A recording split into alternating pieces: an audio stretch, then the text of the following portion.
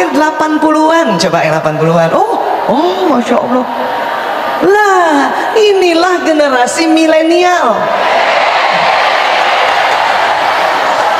Memang hari ini di dunia yang pegang milenial, Masya Allah, ya Allah ya.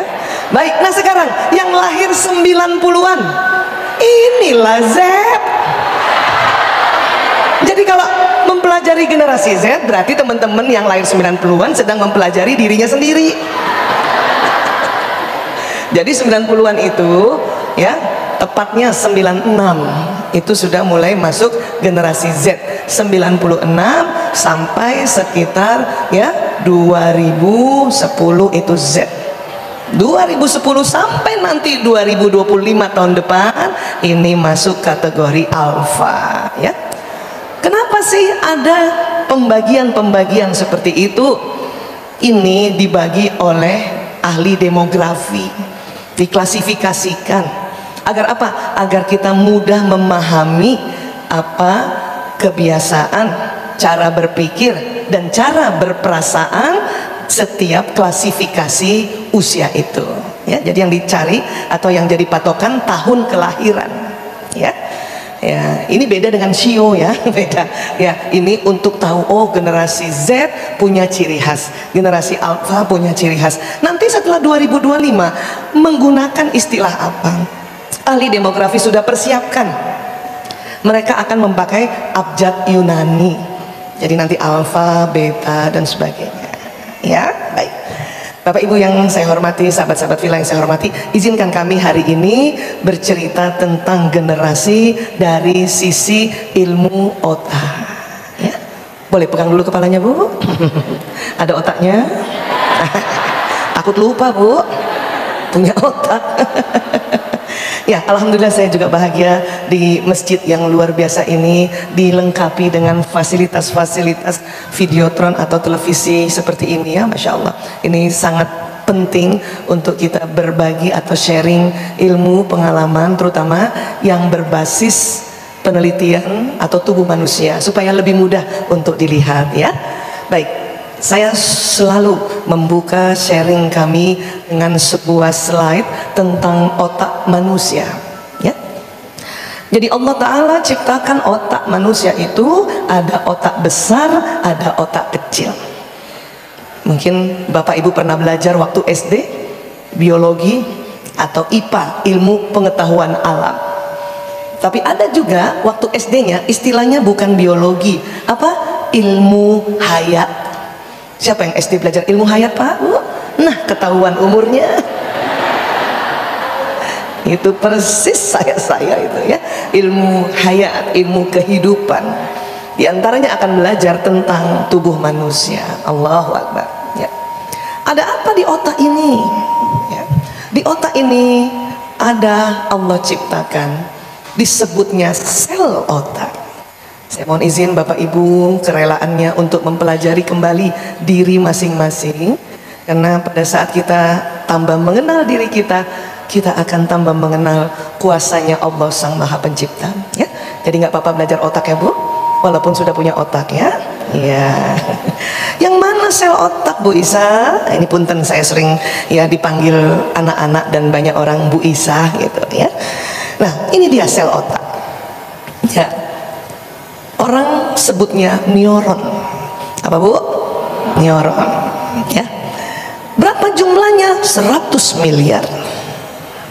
Para ahli mengatakan satu neuron kerjanya kayak satu komputer yang tercanggih di zamannya ya.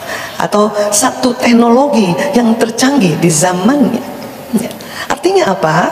Artinya generasi yang semakin baru lahir otaknya semakin canggih ya.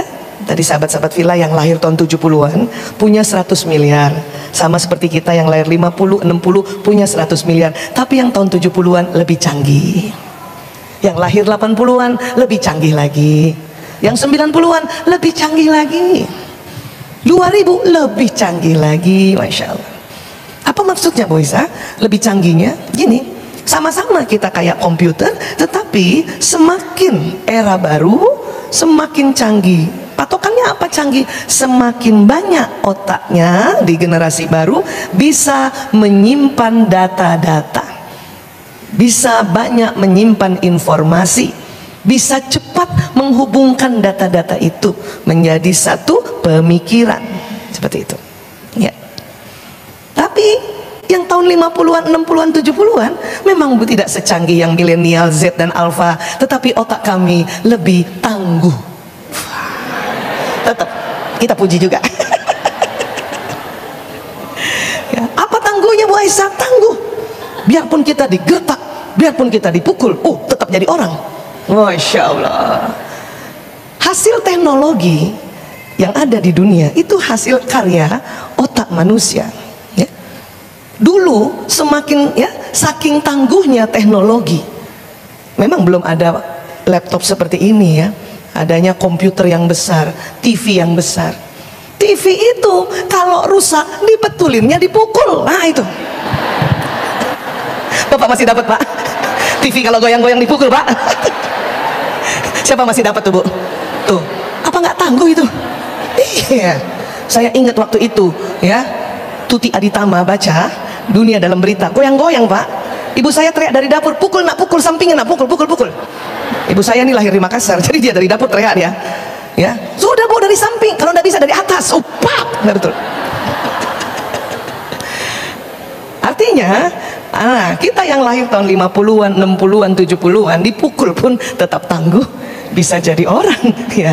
Tapi sekarang, sahabat saya ada Bu Sandra ini. Tapi sekarang, ya, mana boleh ada TV dipukul? Laptop ibu mau pukul? Berarti yang menghasilkan karya ini juga sudah tidak bisa dipukul, ya, sudah nggak bisa lagi diberikan kekerasan.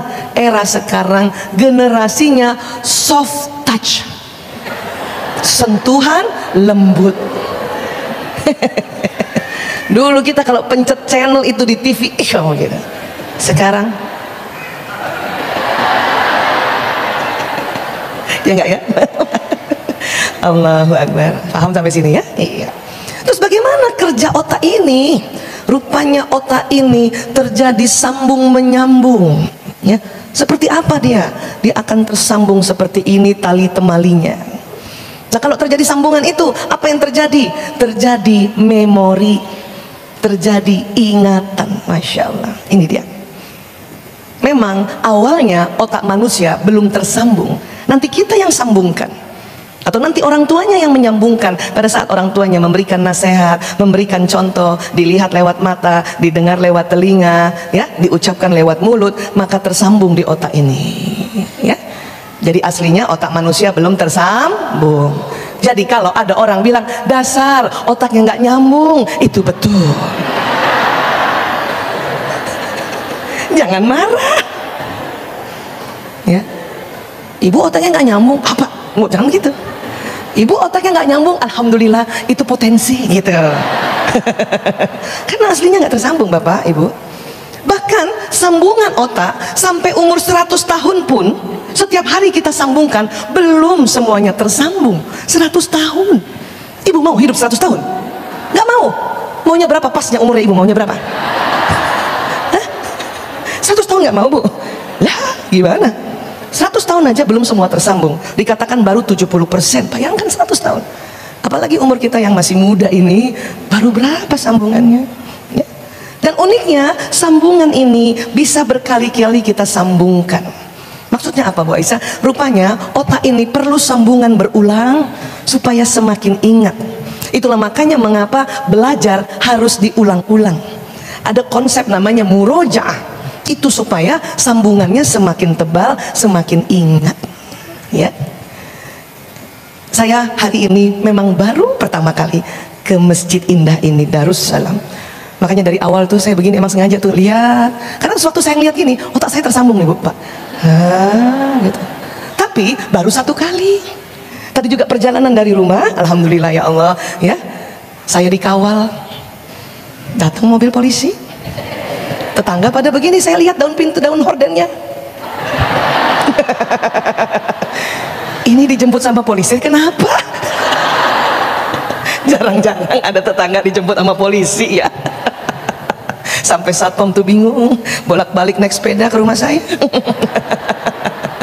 Saya bilang saya dijemput untuk mau berbagi dan mau melihat kota indah ini, masjid indah ini. Jadi di perjalanan saya sengaja lihat, tersambung. Tapi karena baru pertama kali, maka sambungannya baru 1 kali. Ya, makanya suatu ketika nanti insya Allah kalau diundang lagi, mungkin saya masih ya karena baru 1 kali sambungan, ada istilah lupa-lupa ingat Pak, jalan ke sini karena baru 1 kali. Tapi kalau nanti diundang, lebih 3 kali, hafal. Maksudnya apa nih? Minta diundang kali ya. Inilah dia ya. Begitu juga pelajaran. Dari kecil kita belajar sholat ya, SD belajar sholat lagi, SMP belajar sholat lagi, terus dengan guru yang berbeda-beda. Itu untuk mempertebal otak, tetapi nggak cuma 1 jalur, banyak variasinya. Supaya apa? Supaya kita tambah faham ya. Jadi awalnya kalau sambungannya baru pertama namanya tahu, berulang-ulang nanti insya Allah faham. Faham juga harus diulang-ulang lagi supaya apa? Sadar gitu. Jadi kalau kita rajin taklim, terus kemudian ibu-ibu melihat ada teman ibu ya, ibu merasa bahwa ini orang rajin taklim tapi nggak sadar-sadar, maka teruslah bertaklim supaya sadar. Gampang kan? Iya. Jadi ya bersyukurlah ada masjid indah ya yang bisa kita terus beribadah ya, beribadah khusus di sini, bermuamalah, dan juga bisa menjadi taman surga. Inilah majelis taklim insyaallah ya. Amin ya rabbal. Allahu akbar ya.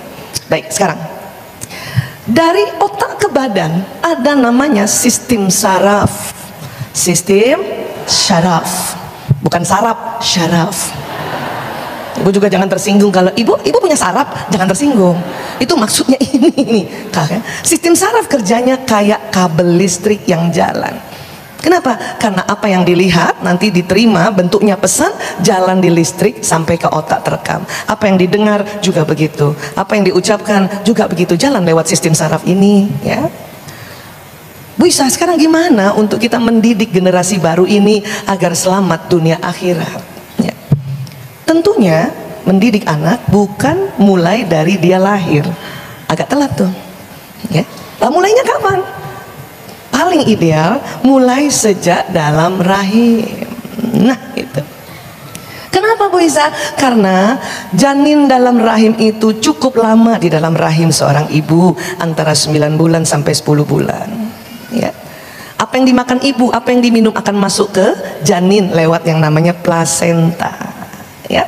Nanti lewat tali pusar masuk ke umbilikus atau pusarnya janin. Jadi janin makan minum tuh lewat pusar, bukan lewat mulut Bu ya. Nah, namun bukan hanya itu, apa yang dilihat oleh ibu, apa yang didengarkan oleh ibu, apa yang diucapkan oleh ibu, apa yang dilakukan oleh ibu, pesannya masuk lewat mana? Sistem saraf ibu ya, dan terekam di otak janin. Karena otak usia janin 2 pekan di dalam rahim, otak sudah terbentuk dan mulai bekerja dan mulai merekam. Nah ini, itulah makanya ibu pernah dengar nggak waktu ibu hamil, orang tua kita dulu bilang hati-hati, jangan sembarangan ngomong, jangan sembarangan lihat. Ya, memang bapak ibunya ya turunan kulit putih, maaf, tetangganya maaf, ada yang sawo mateng banget, pakai banget. Tetangga lewat pulang pergi kerja, nih ibu hamil duduk di serambi, ada aja tuh diucap tuh, sering begitu kan? Makanya orang tua kita bilang hati-hati nyebut ya. Terus kalau kita salah nyebut, ibu-ibu ngomong apa? Ih amit-amit cabang bayi gitu ya. Sebetulnya kurang pas itu amit-amit cabang bayi, apa artinya itu? Tapi kok lucu, se-Indonesia sama itu. Yang betul adalah buat kita orang Islam, pada saat kita salah ngomong itu di-delete-nya, dihapusnya dengan istighfar. Kok bisa salah ngomong? Harus jangan ngomong dong Bu Isa. Ya maklum lah, kita kan namanya juga perempuan ya. Menurut penelitian perempuan sama bapak-bapak beda. Apa bedanya? Otaknya Pak, otak apa? Otak bicara ya.